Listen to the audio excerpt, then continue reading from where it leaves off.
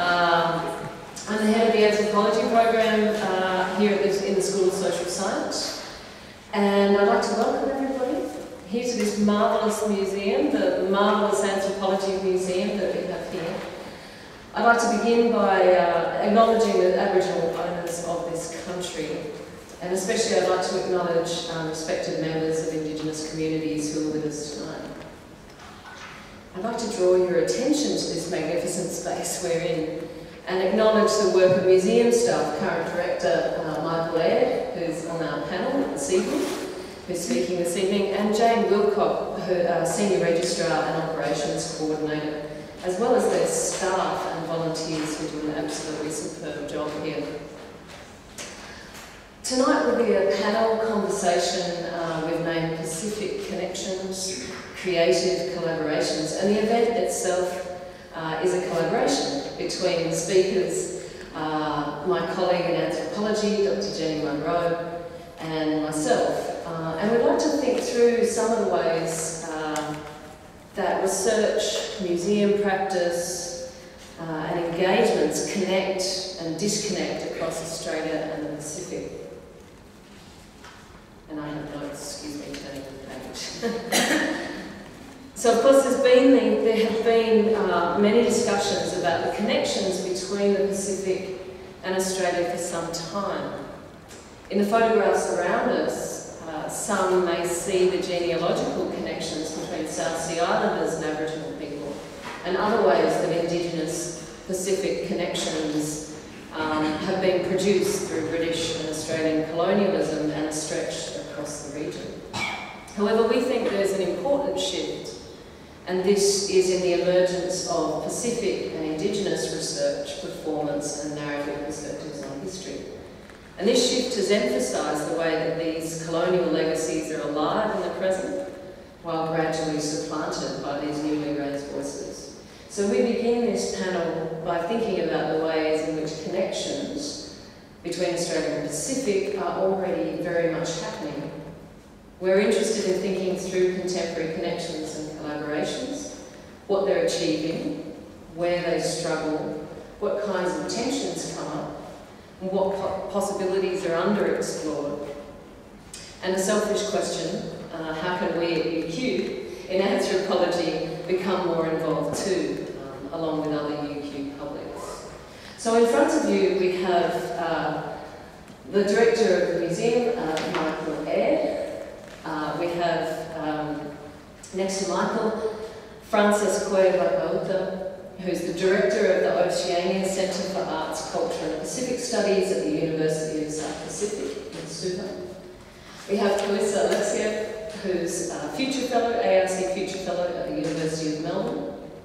And Calissa has also been instrumental in putting this panel together, and we're really pleased to have you here. And Lindy Allen, freelance curator, researcher and anthropologist with over 40 years experience in museums, and Lindy has a long history of association with the UQ Anthropology Museum. And so we're really pleased to have you all here. I'm going to start by asking each of the panellists to introduce themselves again and no doubt do a much more fulsome job than I just have. I'd like each of the panellists to talk briefly about your research and creative practice that relates to these questions about Pacific and Indigenous Australian Indigenous connections and collaborations, the work that you do. And I'd like to start with Michael as the director of the museum. To get this kicked off. Thanks for making me go first, Sally. So, just a bit about myself. I first started working here in the Anthropology Museum as a trainee on a short-term placement in, I think, March 1985. And I think it was just the very fact of just stepping foot on this university campus. I just fell in love with this place and said, I want to come back here and study sometime, even though I only had sort of left school at grade 10 with very, very average grades. But somehow I managed to do it, come back, get a degree, and then end up the director of this museum, right where I started. So I guess in that time, I originally started studying my BA in 1987, hell-bent on being an archaeologist, and then graduated 4 years later, quite convinced I didn't want to work with archaeology, and basically in that time fell in love with photography. And I guess I didn't plan to be an anthropologist, I just walked away with an anthropology degree. And really, so it's been sort of 30 plus years of just working with photos, as seeing the world through photography. One of my sayings is that history started with the invention of the camera, so don't even deal with things that happened before that. And I guess collaboration has been really the main thing that I've been doing that whole time. It's just I've had as I say, the privilege of working with people, or particularly Aboriginal people, and putting their stories into books and up on walls. And I think, it's seeing that people, so thrilled. And I think particularly when I really started, say, with my first exhibition, major exhibition at the Queen's Museum, Portraits of Our Elders, the first exhibition opened in 1991. And seeing family look at their photos on the wall of a place like the Queensland Museum was amazing. And also, so in some ways I guess I call myself sort of amongst the first generation of Aboriginal university graduates, or the first bulk, sort of serious numbers of graduates that walked into the sort of arts and cultural industries. And again, the beginning of that, seeing that transition from when basically Aboriginal people were too scared to walk into institutions and challenge the way our history is recorded, documented, portrayed, and then actually seeing that change. And I guess now I look at my daughters, they're the first generation of kids that have grown up thinking it's normal to go to museums and art galleries and libraries. So I guess that just sums up me that I guess the thing I'm most proud of is that I'm still here after all these years. Frances, we're really glad that you could extend your status slightly. Frances has been at the Pacific Arts Association conference, as a number of you have this week. And we're really glad that you could extend your stay and join us on the panel tonight. Thank you. I do feel a little bit like a workhorse. She also gave the Australian Association for Pacific Studies Epeli Hau'ofa lecture on Sunday, so it's just been going on and on. No, jokes aside, it has been wonderful. It's wonderful people, and it's really stimulating conversations and reflections both at the conference as well as in the Asia Pacific Triennial exhibition as well. So a little bit about myself. So, Wula, my name is Frances, of mixed heritage. Using today's politically correct terminology, you would call me a Fijian, but I'm not Indigenous Fijian. So I have problems with that label because the Indigenous people of the place were not consulted in that decision, and therefore it's a contested label. I would call myself first and foremost a Pacific Islander. Very proud of my nationality, not necessarily. I haven't yet come to terms with taking on a label that many believe belongs to them, or rightfully belongs to them. So that's kind of my contentious identity. So I come to this place, so I have been at the University of the South Pacific since 1998. Come from a background in education. First person in my family, 3 generations, to go to university. And so that itself should give you an idea of how people in my own family and community view not just universities, but art galleries and museums. It is an exclusive space.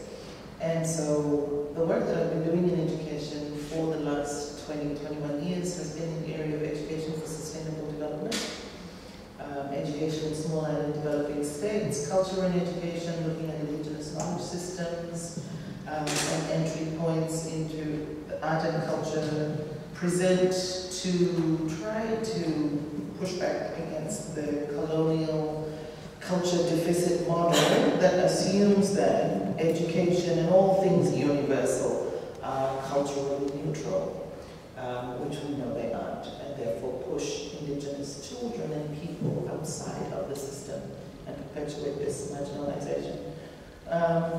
I started, so I guess my journey at the Oceania Centre began when it first opened in 1997, when the late Professor Epeli Hau'ofa opened the doors to the first art form, which was poetry, and he invited the New Waves Writers Collective into that space, and I was an emerging writer at the time. You know, my poetry was not very good. I thought it was, it obviously wasn't. But anyway, it was a group of young, naive writers under the tutelage of the late Teresia Taylor. Many of you would have heard of her and her work. And then a year later, my husband came on board as one of the first visual artists at the Oceanic Centre. So in many ways, we grew up in that space. And over the years, even though I worked in education, I was also back into the arts and culture conversation. And so last year, the Oceania Centre turned 21. And the year before, I was asked to come and take on this leadership role, and I thought, do I really want to? Is this something that, do I want to leave behind my education legacy, the work, you know, the hard work that I put in education and research?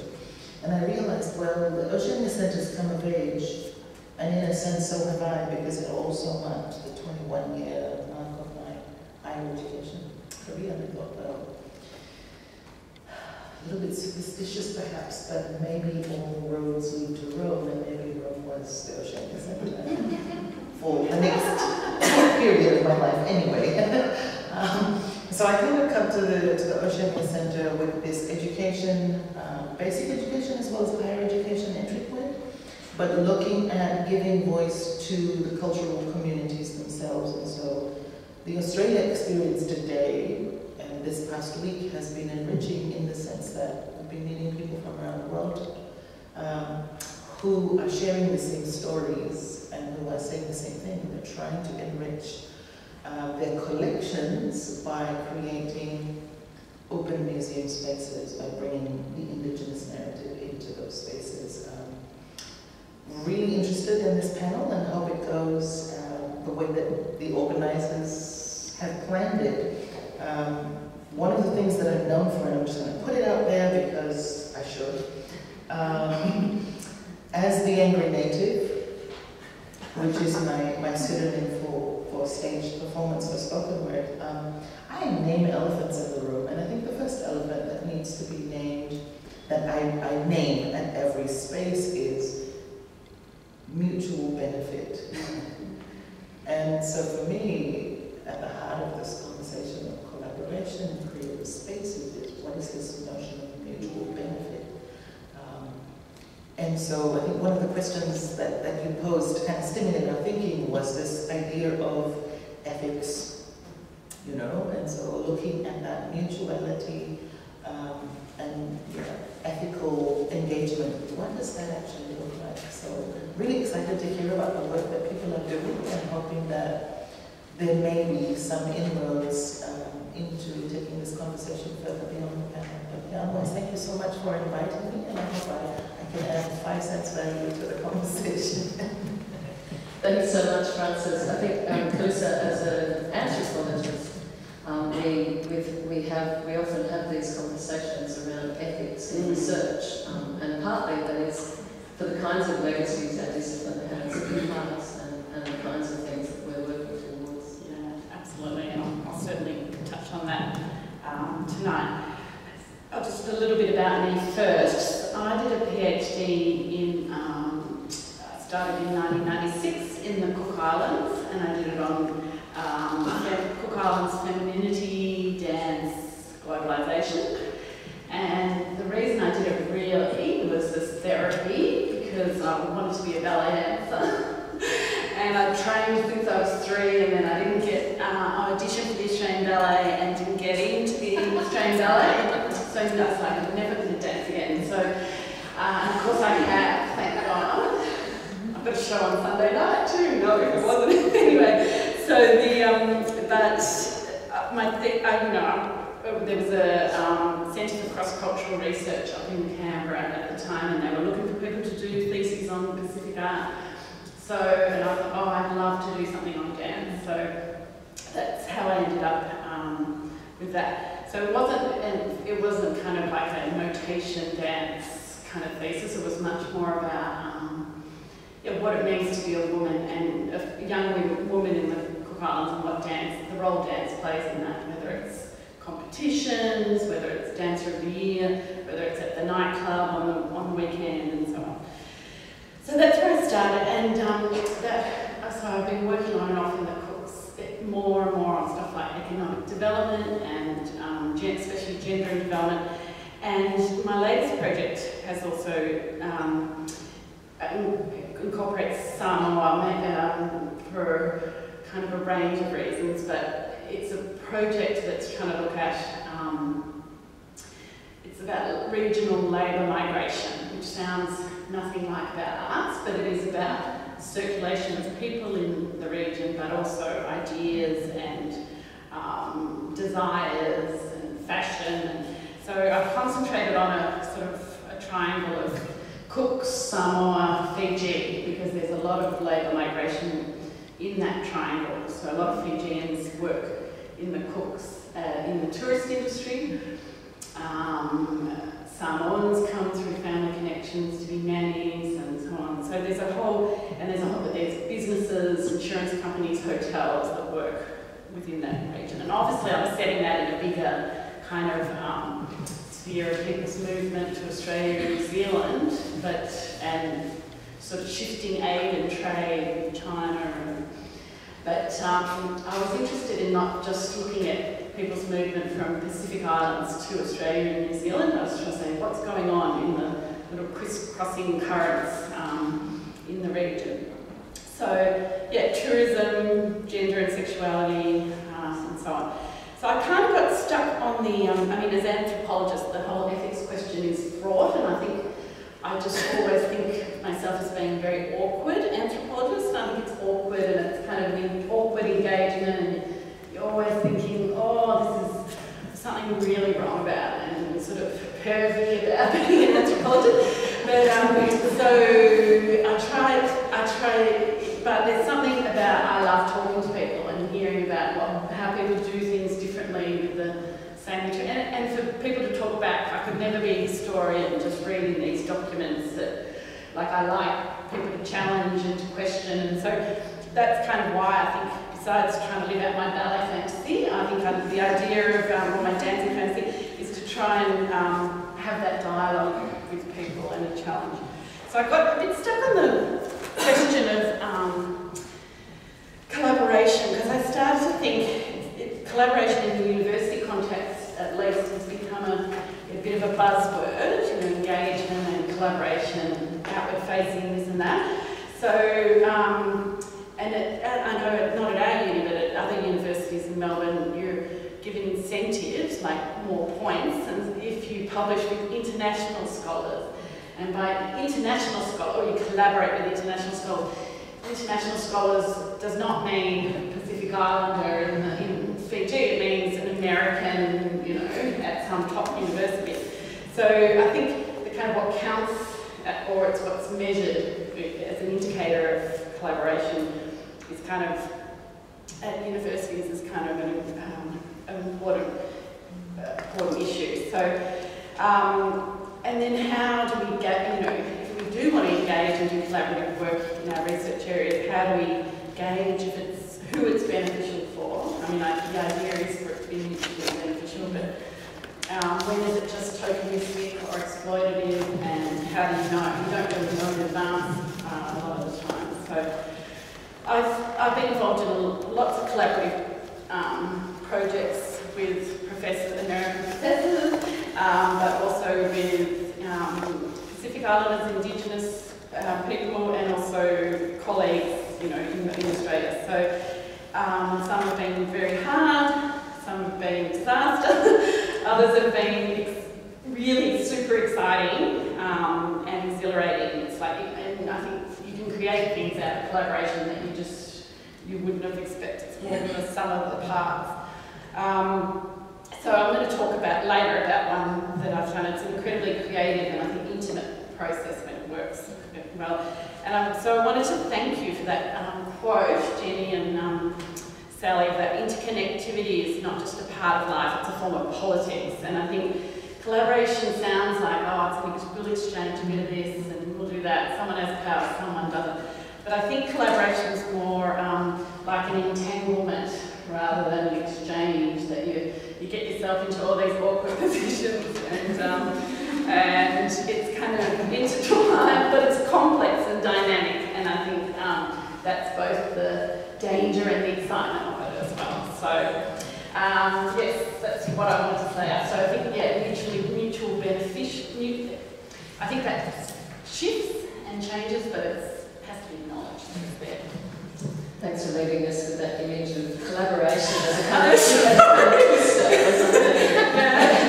With clothes on. And finally, Lindy, who I neglected to say, of course, is co-curator of the exhibition that's around us with Michael, and that's, of course, one of the reasons that we invited Michael and Lindy to speak tonight. Thank you, Sally, and thank you for the invitation to speak. And yeah, it's really nice once again to be back in this space of the museum here at the university, where I actually started my career. I was a new graduate. I was an undergraduate here, and I was just very lucky being in the right place at the right time. Applied, I think it was my second application for a job as a new graduate, and I started on the 23rd of January 1978 in this building, in this museum. So a long time ago. And actually met Michael on his first day on the campus when he walked into our offices here in 1985. So we also have a long entanglement of history. But so it's interesting hearing, it's good being the last person, but you can then build on and think about how you sort of scope who you are and what you do. Yeah, it's a little bit uncomfortable. Yeah, in some respects it's a little bit uncomfortable, like you were saying, Felicity. Sort of, I wouldn't think it's pervy, but it's... That word came out. Yeah, that's a Calissa word. Think of the academic word. That's right. So, yeah, we do what we do, you know, as anthropologists, as, you know, my whole career's been in museums and working with objects and photographs and people. So, you know, right almost from sort of day one, even as an undergraduate, I mean, the department here of anthropology has, well, when I was an undergraduate, certainly had a strong sort of dual sort of connection both to Pacific and to Australian anthropology. So it was, you know, so as an undergraduate student, you get schooled in all those things, and also it's archaeology too, as Martin said. You know, it's you actually get an anthropology degree, but you could do some archaeology. So in those days, in the old days, it was a really good grounding, I think, in thinking about the world, thinking about people, thinking about your position in that. And as a very naive young sort of graduate, I thought, oh my God, how am I going to do this job here? Just sort of got my undergraduate degree and thrown in the deep end. But what was really important, I think, was that year 1978, because the year, earlier that year, that same year, so I started in January, there was a big conference in Adelaide in 1978 where Indigenous communities from the Pacific Rim, and I must say Australia sits within the Pacific Rim. I think often anthropology in Australia can be quite insular, but at the same time we do position ourselves within this sort of whole region. And at the same time, Australia is Asia Pacific, so we have sort of a bit of a crisis, I think, sometimes about sort of where we sit. But this conference wasn't just Indigenous Australians, it was people from Northwest Canada, it was people from throughout the Pacific. And it was a UNESCO conference hosted in Adelaide. And it was the confrontation, it was the year, it was the moment when museums were told in Australia, you can't keep doing what you're doing. You can't have sacred objects on exhibition anymore. You can't put human remains on exhibition anymore. I was very young, 21-year-old, had no understanding of what this watershed moment was. But people like Jim Specht were there, Peter Lauer, who was director of the museum here, Ron Vandal in Victoria. The world sort of changed that day for museum anthropology. And I know we're still talking about some of those things. Sometimes it's good, sometimes it's not so good. But it means the conversation hasn't finished, and sometimes maybe it hasn't even begun. Or it begins with a whole new generation. So I feel very privileged to have grown up in this world of museums and anthropology and working with community, because I've never worked any other way. Peter Lauer came back to the university, and this whole space has been reconfigured, but I think where we're sitting, maybe where you're all sitting, used to be a big spear room, and the spears were all there. And Peter came back, and he had this idea that he was going to set up an Aboriginal cultural research unit, and he did that. So that spear room, one of the first things I did is had to dismantle everything in there, remove it to another space. And he was committed to that. I mean, it went for, that's what you came here, Michael, as part of. It was an opportunity for any Indigenous person to come to the university. You didn't have to be doing a degree. It was a drop-in centre. It was a place where people could come and meet, have some camaraderie with people they knew, meeting new people. And I think it made this campus very welcome to Indigenous people in Brisbane. As an undergraduate, there were a few Indigenous students, but not many. So I think a lot of that sort of foundation sort of began almost where you're all sitting, which I think is sort of really quite incredible to think about. And haven't thought about that till this conversation. So, and Michael Cornell at Queensland Museum, everybody went back to their sort of corners of Australia and started. It's not that they were doing things differently. I think those men were all doing those things anyway, but it just became even more imperative. The imperative was there to change and to put things in place to make things happen. And so it was an exciting time to be there. So, Chantel at a conference middle of last year, I'll take your quote, I stand on the shoulders of giants, there were all these people who bravely went to this conference and fronted up to all these academics and people in the museum. So we stand on their shoulders to say things are going to change, and then all these other people together made this new world. That we, as I say, we're still talking about that, we're still moving in this space. So I was here for quite a while, and then I went to Victoria, where I could sort of stand on my own 2 feet, and then I had to do that sort of work. So really, based on that sort of experience of starting here and cutting my teeth in this area, I've just continued that practice of all the research and of course we all do our own research projects. They're not always driven by collaborations, engagements, whatever. I have difficulty with those words as well. Museums struggle with it as well. It's sort of, you can no longer say engagement, it's been collaboration, like it suddenly means something more. There's sort of not words there's not a good word that can capture what it is, but it's about having this shared pathway where I feel it's important the role that I have and the understanding that I can bring to that material world, be it photographs or objects, and how people engage with those, and the way that it's in this engagement or collaboration or whatever this moment is, where communities come to engage with their heritage and these new narratives emerge. It's about reframing the way you think. There's not a visit or a project, even if I'm on the periphery or embedded in it, that I don't come away with a whole new understanding and way of thinking about the world and thinking about those things. And I know people often undervalue, anthropologists in Australia at least, often discard what might happen in museums, but it's a really interesting space. And at times I'm involved with what happens afterwards, and other times I'm not. Sometimes it's my business, sometimes it's not my business, sometimes I'm invited in, sometimes not. One of the big sort of draw cards to go to Melbourne for me was that Victoria was establishing a new museum. We were an old building, we couldn't do all the things that we wanted to do. And one of the very first sort of big projects that happened was the development of a building in which it was in this sort of whole dialogue around the architecture, the spaces, the feeling, the sense, and it was embedded very much in the dialogue with Victorian Aboriginal people who I hadn't worked with before, but I was in their country, and that sort of started there. Judy Watson was brought on to develop a zinc wall with designs drawn on Victorian collections. Went out with Judy, with community members to help this sort of fuse as a sort of collaborative project. But my role was just sort of as a facilitator. But sometimes you're facilitator, sometimes you're embedded in driving some of the thinking, because it's about the history of something that's important to think about. So really that's sort of the framework that I sort of sit within. Thanks, Sophie. Thanks so much, Debbie. And I think some of the key things that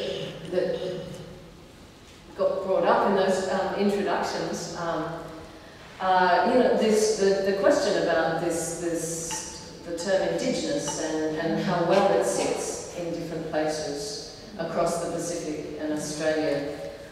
It's not unproblematic either in Australia, of course. The question of collaboration as, you know, this glowing thing, this wonderful glowing thing that we like to boast about, and yet it again is not an unproblematic process. And of course these questions of ethics that go to all of those things. I wanted to ask Frances, as our esteemed international guest, to talk a little bit about the sorts of convergence of research and practice and creative work that relate to these connections, you know, that are about these connections or disconnections between Australia and the Pacific. And to, I guess, to reflect on possibly unrealised potential in those connections. Or perhaps there are established differences that are important to maintain. Thank you. Diplomacy and tact are not virtues that I possess. I'll just start with that. I think there are far too many disconnections. And that's not to say that there aren't any opportunities to converge. But the situation that we have, at least at my university, is we have shelves of MOUs, and I'm just talking about collaborations between institutions, with universities across the world, many of which are in Australia. Unfortunately, the Pacific and the university appears to be attractive for those who would like a bit of a holiday while learning some exotic work. And that's not to say that everyone who comes to the Pacific has this kind of mindset, but there are certainly more of them. And so you're going to pop into the museum or maybe do a day or two, and then you're off to surf and visit an island, and it's going to be this other fun kind of stuff. Those agreements, so the memorandum of understandings that we have between institutions, clearly specify two-way academic staff exchanges, you know, attachments, student exchanges, you name it, it's in there. What actually happens and is enacted is a completely different story. And so the balance of power, which is a terrible way to start the conversation, but yeah, the imbalance is certainly quite apparent. And so when I talk about ethics and exploitation, it works both ways. I mean, at the masterclass that I did on Sunday, I talked about whitewashing on one end of the continuum and browning on the other, which is exactly the inverse or the reverse of it, which is in no way related to the decolonizing or framing an authentic narrative, and more about just the other, and it's just this process of othering. So in some instances where you have, you know, wonderful projects that could lead somewhere, the distrust and the hostility from us insiders, you know, can sometimes kind of covet the process. But at the same time, some people have been burnt too many times from the reverse happening. And I'll just give you one example from a project that is just taking off the ground, so it's shall remain nameless. But it is an international project that cuts globally. And I'm sitting on a table with perhaps the equal number of USB and non-USB international academics and scholars. And we're talking ethnography, and we're talking, scholarly research, and this is touching on climate change and the oceans, and you name it, it's in there, heritage, all of that. And we're talking about the need for ethical guidelines before we can actually engage in any research. If this is a workshop to establish the rules of engagement, then no, you can't collect data. And a response that really took me by surprise was the arrogance of the response which was like, yes, but you see, we have international ethical standards, and your university standards may not meet that. Yes, but you're here to establish ethical guidelines, you're not here to collect data. It's that kind of, and I mean, in 2019, we're still having those conversations. But that's not to say there haven't been wonderful exchanges, and I think for me personally, maturing, not just personally, getting older and wider as a woman, is maturing in scholarly practice, in creative practice, in these collaborative engagements, as in all other spheres of life, is inevitably about people and personalities. And there is no model that fits all. You really do need to. It's wonderful to kind of connect with crazy Calissa.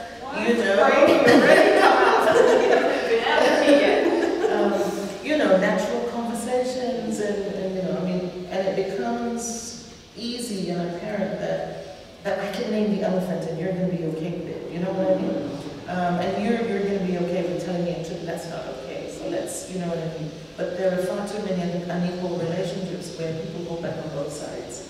And as a result, you never really reach that point of convergence that you could. And there's a whole lot of wasted resources, millions of dollars put into the region, into research that never really realizes what it should.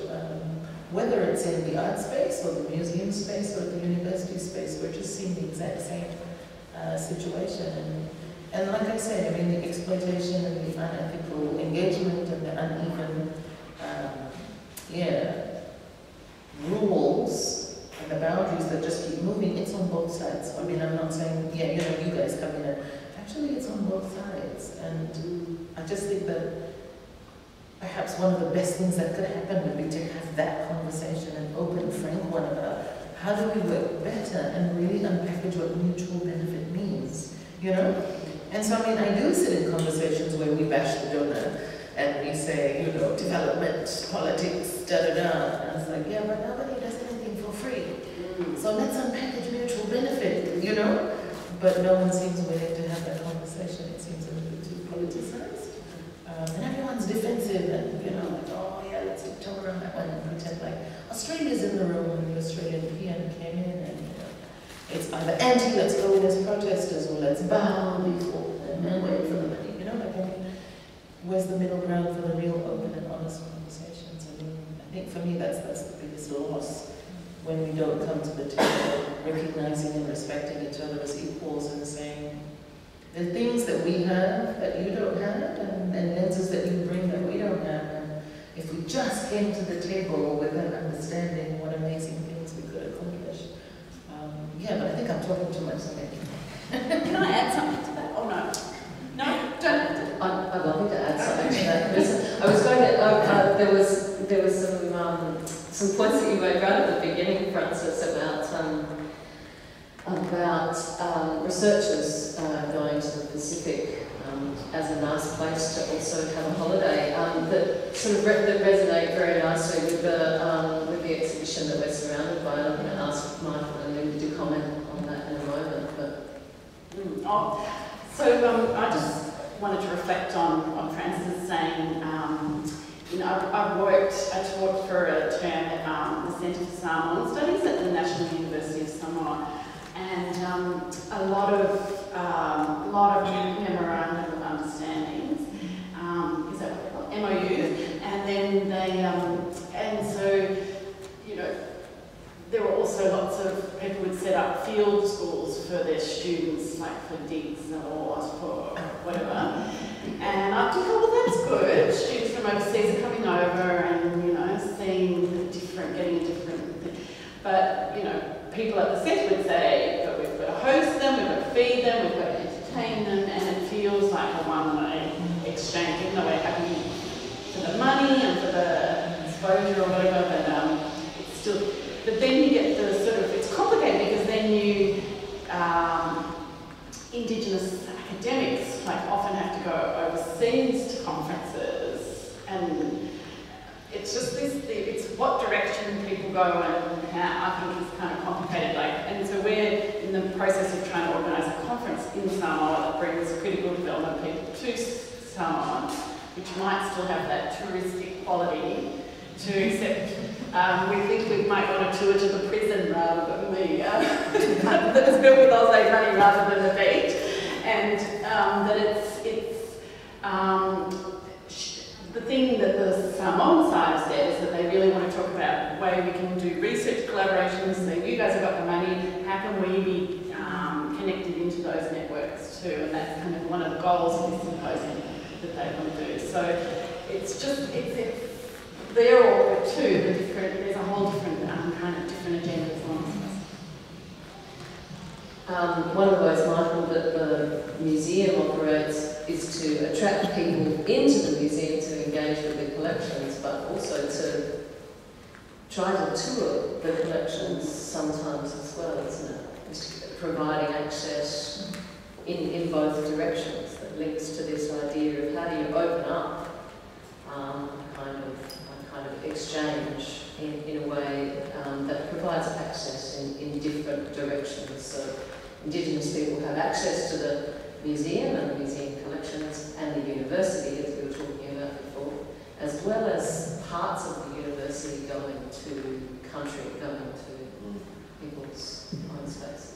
I wonder if you could reflect a little bit about that. Perhaps, you know, we're surrounded in this current exhibition by mostly unnamed Aboriginal and Islander people in these photos, and so these legacies of colonial power are very much implicated in the founding of this exhibition, this museum as well. And so I wonder if you could just talk a little bit about how your curatorial and exhibition practice kind of looks to address those kinds of legacies. Well, going back to 1985 when I started here, Lindy was talking about the room that Dr. Lauer set up called the Aboriginal, was it Aboriginal Studies Unit, Aboriginal and Islander Studies Unit, and the location I think was the other side of those columns there, leaning back to where the entrance to the building is now outside was part of that room, so it's the building's been changed a bit, and it was a space. And Peter Lauer's main aim was to have a place where Aboriginal people and people from the Pacific were coming and they were comfortable to be here. And I was working, the reason I got in the door as a trainee was to contribute to the plans to build a $1 million plus, which was a lot of money in 1985, at a time of very high interest rates, to build an Aboriginal Cultural Centre on the Gold Coast, which is my traditional country. And that, 35 years later, that cultural centre isn't built. And most, and I can say, you know, after all these years, that virtually most planned Aboriginal cultural centres haven't been built. And the ones that have basically have either failed or have succeeded as, I guess, private operations run by one family or one or two people, not community museums in any way. So sort of coming into this industry so long ago with that dream of building an Aboriginal community museum, and then particularly at the time when I was the curator in charge of the Aboriginal collection at the Queensland Museum from 1995 to 2000, you know, I came in contact with representatives from virtually every community in Queensland who wanted to build a keeping place or a cultural centre or a museum, whatever the term, names keep changing over time. And now I'm working back in the museum. Of course, there's still the issue of repatriation. So there's still, in a sense, there's people arguing saying we want everything back. But then I guess from me being a bit biased, being a museum person, but back to where are you going to, where do you want these, where are you going to put them? You know, how are you going to tell the story? It's a huge liability looking after objects, so who in the community is going to take on that responsibility? Are there going to be future arguments and fights over who's, you know, in some cases whose beds are going to go under, you know, it could end up under somebody's bed, and not seen by the community. So I guess it's sort of, I guess I'm a bit sad after all these years of, in some ways, things, because as I said, when I graduated at the end of 1990, you know, I felt those next few years was this incredible period of, you know, looking around at my fellow Aboriginal graduates nationally, and then I look back at it now, particularly I think I praise the incredibly good work of my artist friends, you know, people like Brian Robertson, Alec Pagotti from the Torres Strait, Judy Watson, Fiona Foley, the next younger generation, people like Dale Harding, you know, Rendercroft, so many others that have all challenged museums, but not just saying give our stuff back. They've actually visited institutions around the world. They've spent time in some of these, what I'd say, big, horrible institutions in the UK and other countries, and actually, you know, understood how these institutions work, tried to understand how thousands of human remains can end up in one building in London, and then come back and do art, and actually try and educate the rest of the community, particularly the Aboriginal and Torres Strait community, educating their own community about the issues around these objects being in museums. So to me, that's, you know, I see two sides of the argument. Aboriginal people, Torres Strait people who really want to understand and discuss this issue, and then others who, in a sense, just say, give it all back. And so it's that, you know, and then I look, I don't see, I guess, enough Indigenous people working in collecting institutions today. I think in some ways it's gone back to where it was in the 1990s. So if it's going back, why has that happened, and how can it be fixed? So I don't have an answer. Can I just respond to that? I'm sorry, I just wanted to add on to that, and that was something that I wanted to say was about repatriation. So in the islands, there's a lot of talk about, and rightly so, and like you say, I've been seeing both sides, having the privilege of seeing both sides of the conversation. And rightly so, a lot of people being angry and emotionally connected to their living objects and wanting them returned, but not really thinking about where they're going. You know, in the best case scenario, you'll have an understaffed, under-resourced, non-air conditioned wooden building. Where exactly are you going to put these 200-year-old objects, which, you know, exposed to the elements and are going to last a year, let alone, you know, a long period of time. So on one hand, you've got this conversation, but on the other, if you are talking collaboration, no meaningful engagement in terms of where the collections are being held, about how do we share these stories with the communities of origin. So whether it's, I mean, of course with human remains, ideally we want them to come back and be put to rest. But I mean, talking about, for example, the Pacific Islands, things that are, you know, textiles that wouldn't last, you know. Whether they're made of wood or natural fibers, whatever it is, saying, why aren't we talking about virtual exhibitions? Why aren't these massively funded institutions putting together publications that can be used as school texts? Do you really care? Because if you did, that's really basic, you know what I mean? Given the day and age that we live in, but we're not having that level of conversation. It's that give it back, or no, we don't want to give it back.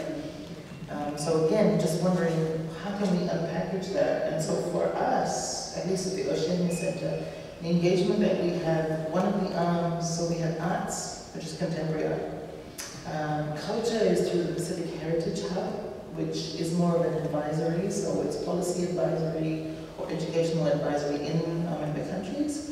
And then, of course, Pacific Studies, the academic and research arm. But one of the questions we're beginning to unpackage through our new program, Professional Certificate in Heritage Management, is addressing that. How do you get more Indigenous people trained? People in those poorly resourced institutions where they do exist, I'm not trained at all. So I go to do my PhD fieldwork in Tonga and Samoa. I was doing a comparative of Tapa and Tatui. And I wanted to see, because Samoa Museum is a terrible collection, non-existent, of lapita. And I wanted to see the linkages between the lapita designs and the markings on skin and other textures. Anyway, so I get to the Tonga Cultural Centre. It's not a museum, it's a cultural centre. It was privately owned at the time. And there's a young man sitting outside. He's basically the security, and he says, so I said, what do I need to pay? My husband's Tongan, so I'm speaking to him in English. So he says, oh, Tongan, so he thinks I'm white because I speak English. And I'm alone. And so I say, yeah, I'd like to go to the museum, you know. And he says, oh, it's $15 or $20, but it's okay. So he opens the door like he doesn't charge me.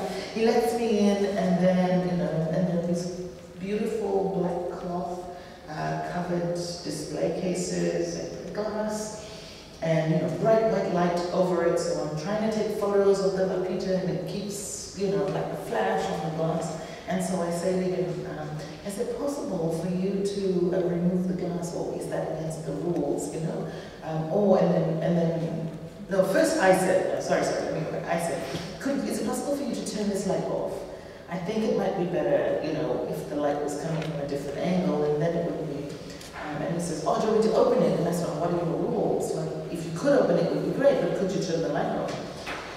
And then, like, without me trying to figure out, turn off the flash on this university giant camera that I really didn't know how to use, and I look up, and in that instant, he'd removed the glass. And he's holding it in his hands. And he's like, yeah, touch it. And I was like, okay, could you put it back in the case, please? And he thought it was hilarious that I had such reverence for the objects. But that's one of the real challenges. Like, I mean, you talk about repatriation, but you also talk about, you know, looking after the collection and who are those people. So with us, at least at the Oceania Centre, and our engagement through our culture ministers meeting, which happens every 2 years, is this conversation about the critical role of education. But education at multiple layers. Also, one layer is this training of people and trying to get them engaged, but also museum education. Because our own people don't see themselves in the museum.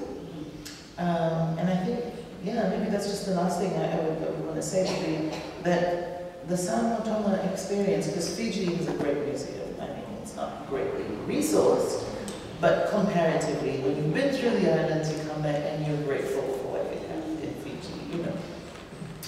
And so I questioned in Tonga, like, how could the cultural centre be privatized? And so they told me the, you know, political kind of background, which was terrible, an atrocity, I think. But, you know, they've taken it back now. And then in Samoa, I was like, because my mum, of course, grew up in Samoa, and so I know what the Messina looks like, and it's not in the museum.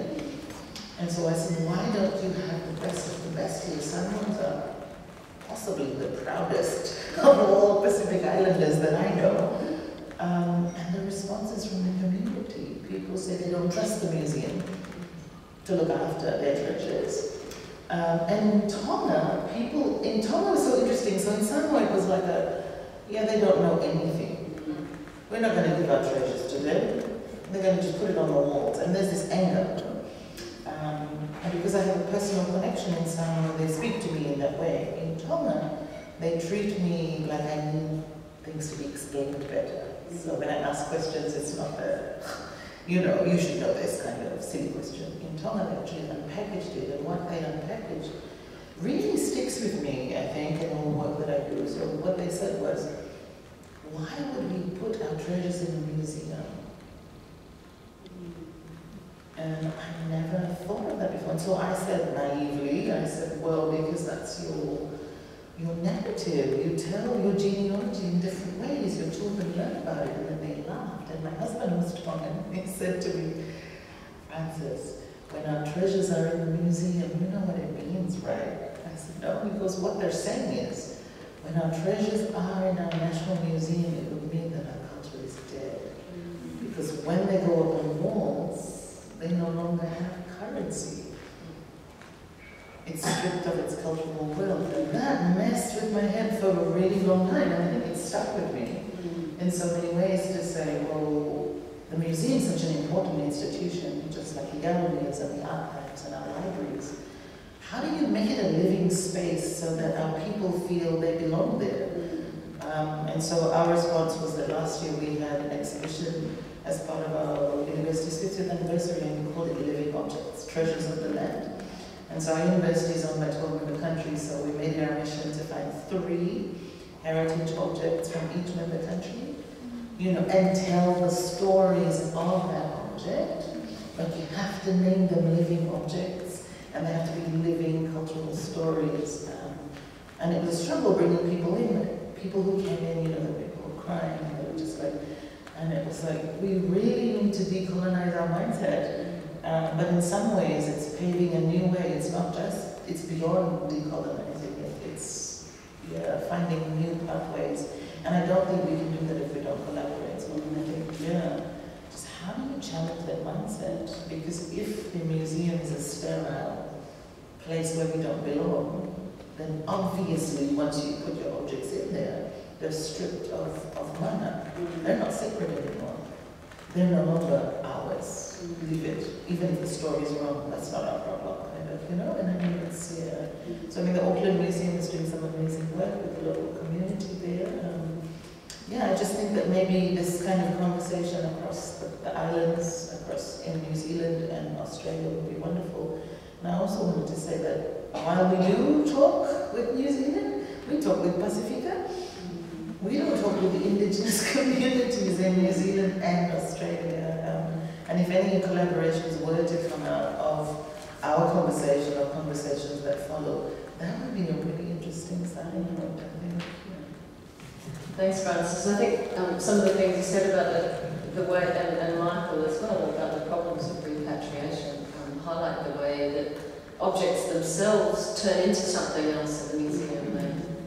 They, as you were saying, they lose their currency, but also they gain a different kind of currency, a currency that belongs to the museum and preservation.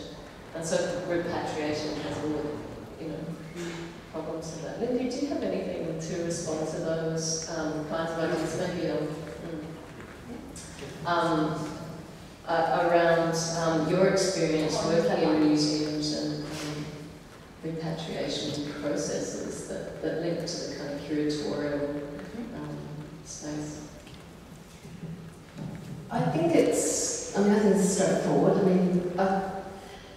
I think people imagine that repatriation is this panacea for everything, and it's complex and it's necessary in many instances, but it's really about, and we call it connectivity, it's about building that trust with museums, and it's changing those practices. And I think you said earlier,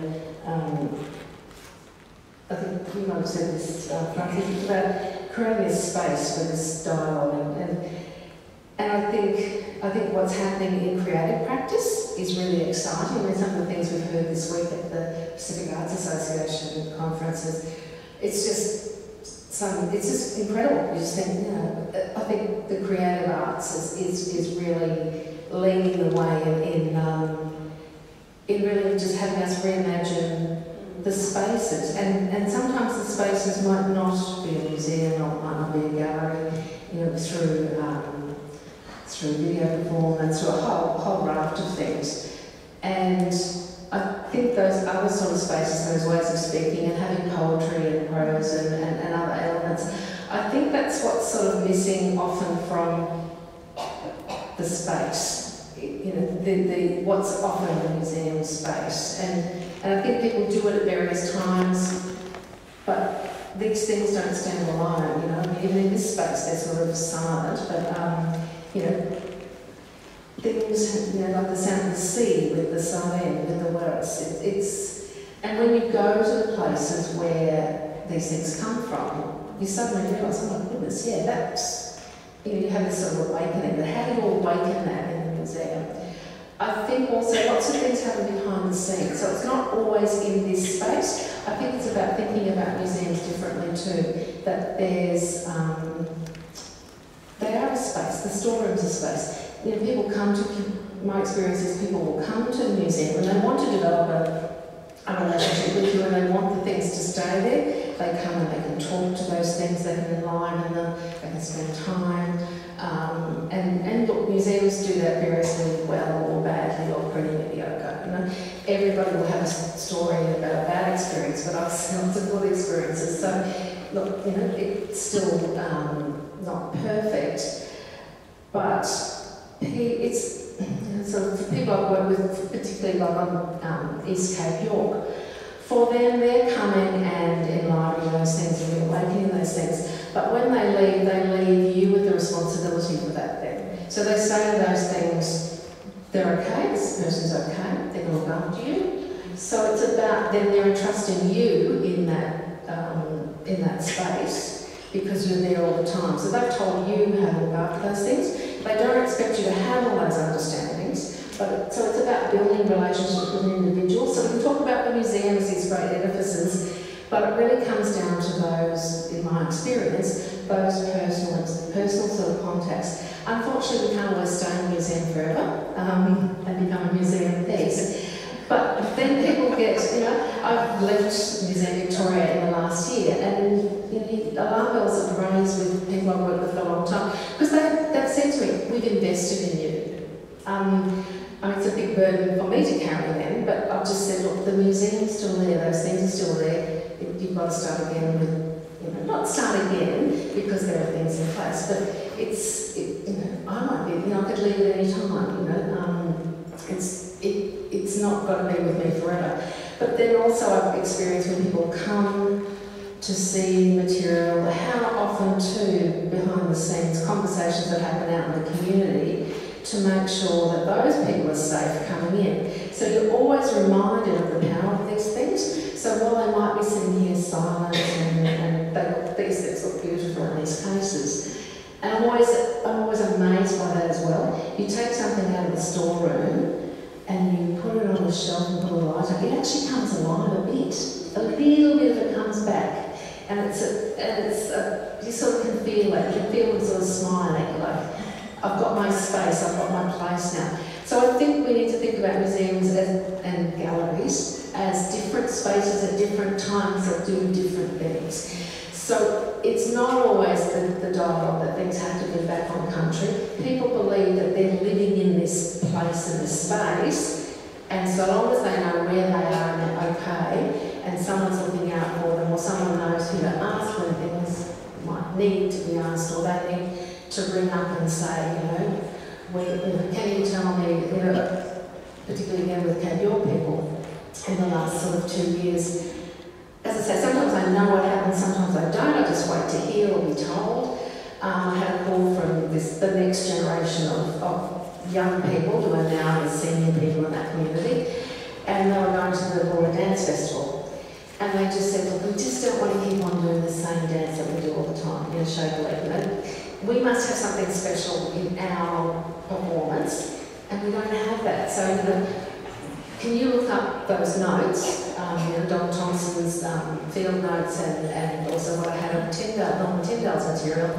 Can you just see if there's something there, some glimpse that can help us move into this space? So, you know, we're still going to be doing it in a way that we're comfortable with, but you know, it's just a very small snippet about some face painting for a dance for women. And this is a group of women who are going to dance. So there's these this next generation of people who are trying to find ways to embed back into it. And it's not about doing things the old way, but just borrowing in the right way the protocols and be sure it was their people who did that. So they're relying on me to have that access and that knowledge and where to find that information, and then they can take that away and do it in their own way. I would have liked to have been at Laura to see how that happened.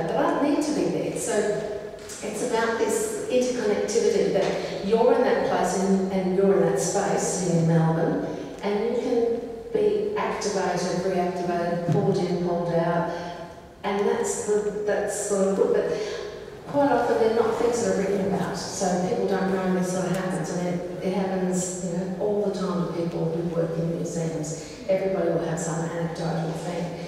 And so you have this big responsibility. So just putting on display is one thing, putting things online is one thing, but these objects have another whole life, even as museum objects. Some people are comfortable with them being museum objects. They're heritage, they're treasures, but you have to have that trust. You have to have somebody who you know can be on the other end of the phone, and they will understand what it is you want, and will cooperate and be part of that. Whether it's collaboration, engagement, I'm not sure, but it's very serendipitous and it can change, and yeah.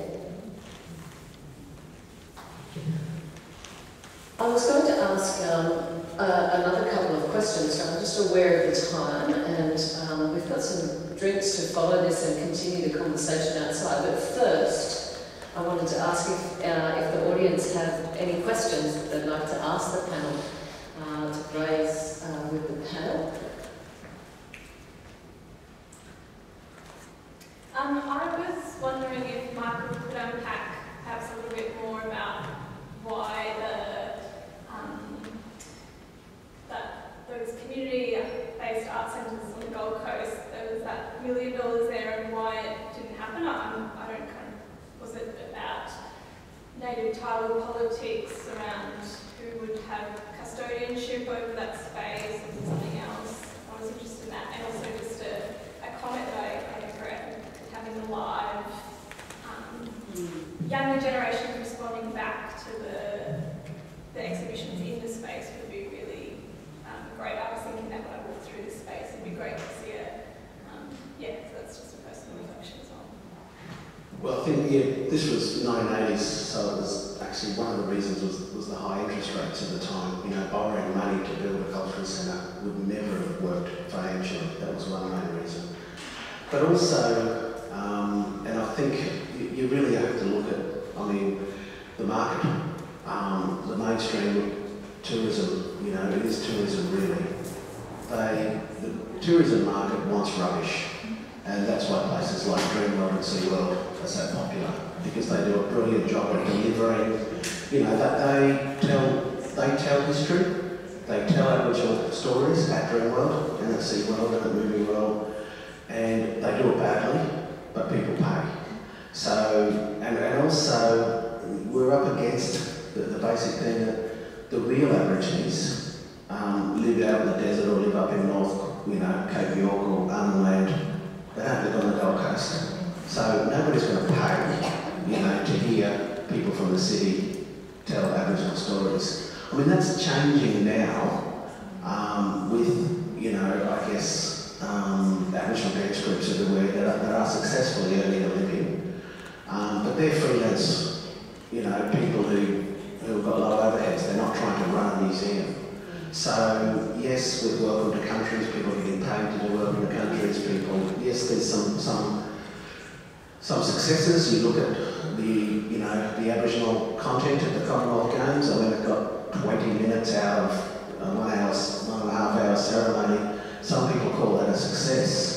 I think it was disgusting the way my history, you know, in my community was portrayed. I'm the opposite. I'm disgusted the way Aboriginal history was portrayed at the Commonwealth Games. So it's this issue of, you know, crass tourism versus quality. And I guess as a museum professional, I expect high standards, and I didn't see it. I don't see it in most places. So that's the issue. How do you portray Aboriginal culture and make money as a business? And then if you do make money, you've then got the other, that's when probably native title, community politics, jealousies, fighting, all these other things then come into it. You know, of course, you know, you're talking about Aboriginal dance in Brisbane, it's all based on the Shaker League, which is a Cape York dance. It's, you know, the didgeridoo, which is not even from Queensland. So it's this, you know, what I call, getting a bit crass, you know, prostitution of my history and culture for making money. So it is about that balance. So then when you try and bring in the real liability of maintaining a museum, maintaining a collection, doing it well, making sure all those objects are safe for, for hundreds of years into the future. Just doing dances for tourists and, telling invented stories, won't pay the bills. So hopefully that's a harsh way to sort of put it.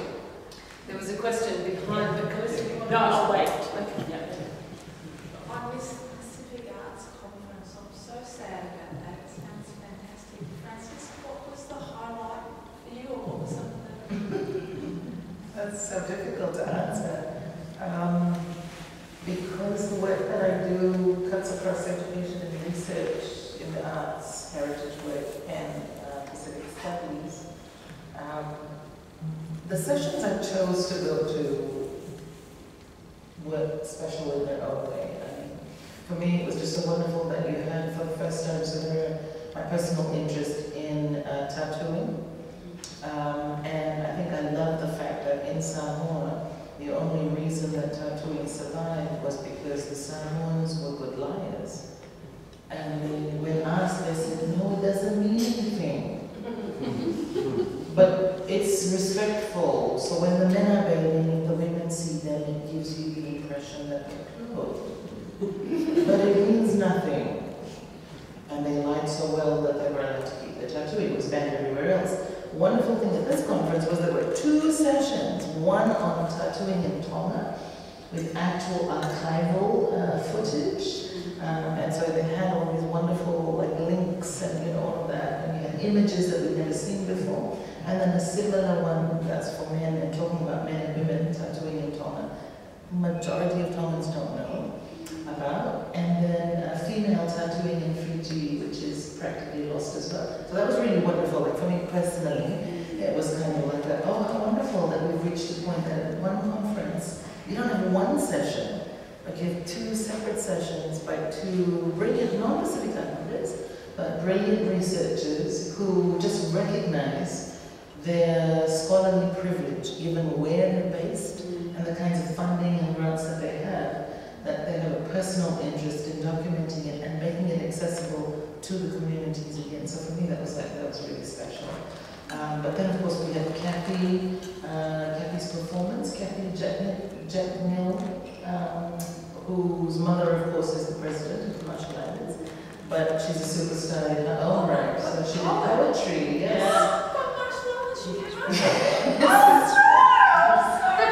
It wasn't so well. No, it was but you can catch her at the APT. So she's there at Goma. She has an installation there as well. Oh, yes. But she's physically there. She's there in person. You could go meet with her. But so the performance was a 3-way one with 2 other female spoken word artists. And so they're basically drawing on the role of women and goddesses and telling this climate change kind of ocean story. So that was brilliant. The keynote,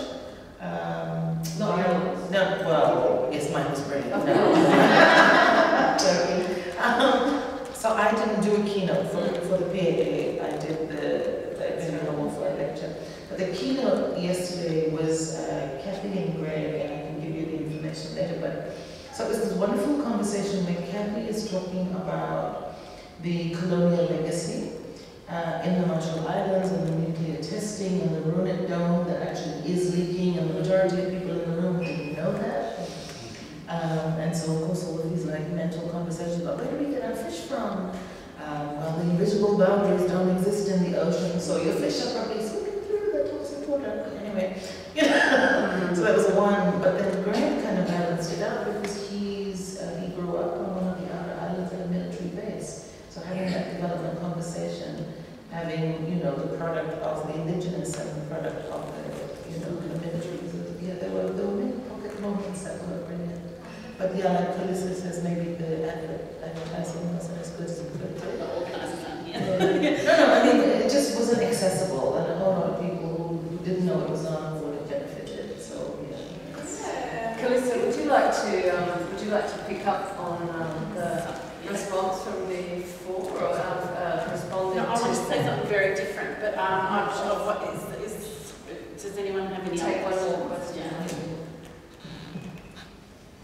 Yeah. I have I just want to, Francis, thank you very much for articulating your experiences. I just want to comment on how you're in a nexus where you connect education and art. How does that translate into the textbooks across the Pacific? Sorry? How does that translate into the textbooks and curriculum of making the living experience in the museum is aligned in the books? And how does that mutual cooperation between institutions in the countries locally? So the answer is not a positive one. The answer is, the reality is that most of our decision makers still believe that what comes from outside is better, is best. And so in many of our countries, the textbooks that we use are not textbooks that are written in country. And when they are written in country, they're not the best quality because you're not giving the same attention to editing, to the finished product, to what you would normally invest in. And so it's either way we have a problem. The biggest atrocity, I think, in education across the region is that we don't learn or teach our own history. And it's been stripped at primary school level, so basic education from year 1 all the way up to year 8. You're not going to learn, you're going to learn about the Kalahari Desert, and you'll know more about that in your own history. Then, majority of people don't know what the Mao movement was. So it's like, well, what's that? They don't know what's happening in West Papua. They don't know about it unless you go online. And so you're lucky you have the internet now, because if you didn't, you'd have no clue.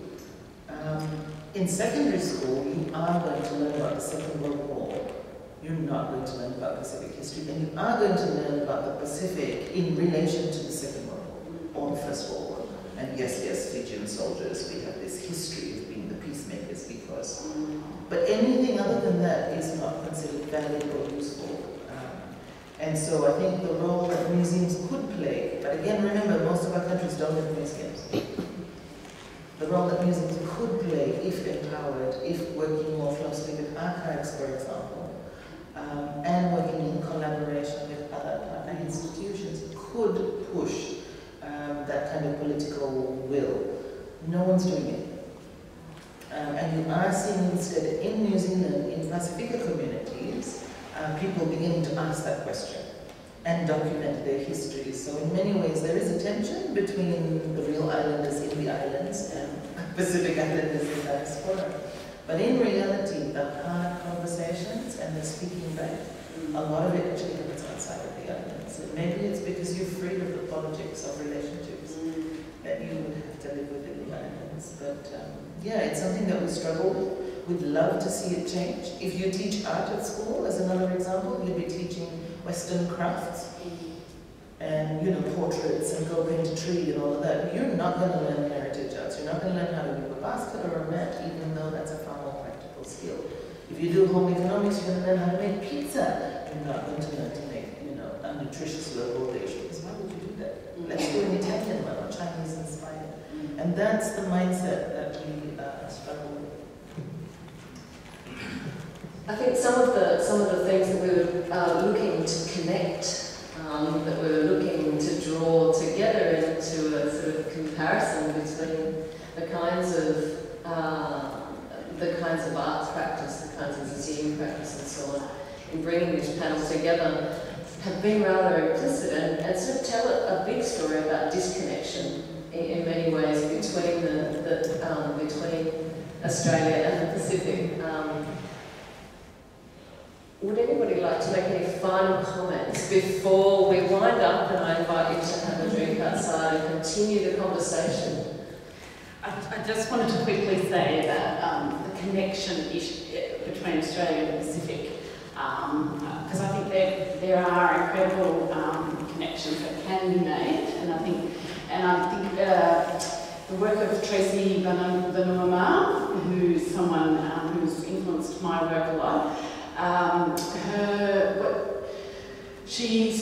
like Epeli, she had this big ocean thinking idea, and what she tried to do was, in her last book, she died unfortunately at 42, less than 2 years ago, but her book Decolonisation in the Pacific, like Epeli, she followed the movement of people rather than territory. She wasn't so interested in, and a lot of people are doing that now in terms of contemporary work, but she looks at the deep historical roots of that.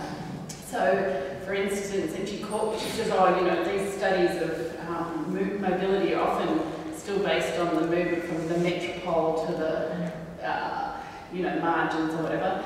But what she does is look at these lateral, she talks about lateral connections. So she talks about the maritime trade in the 1830s, where, you know, Port Jackson was a huge port where there were Maori, Indigenous sailors and sealers, Tahitians, so on. So she talked about those trade networks.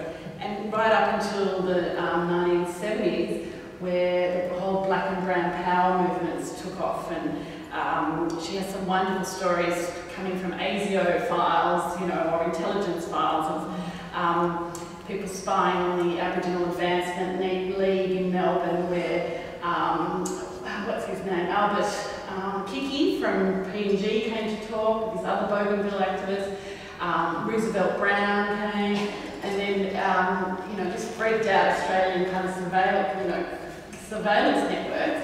But also they went off to, a number of these people went off to Atlanta to civil rights kind of campaigns as well. And then via, some of them were descendants of the Pacific Island, South Sea Island, the Indigenous labour trade, went via the Pacific back to their homelands in Vanuatu in the 1970s, and also got kicked out of the country there for their unrest. So her thing was to try and trace these other kind of what she calls shadows of imperial networks, she calls them, and these lateral connections. So I think they are there. I think they're perhaps invisible to mainstream histories and so on. So that's the big point I wanted to make today.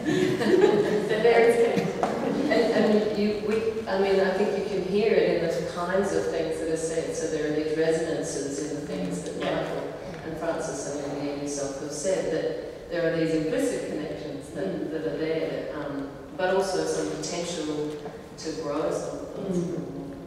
I'd like you to thank all of our speakers tonight.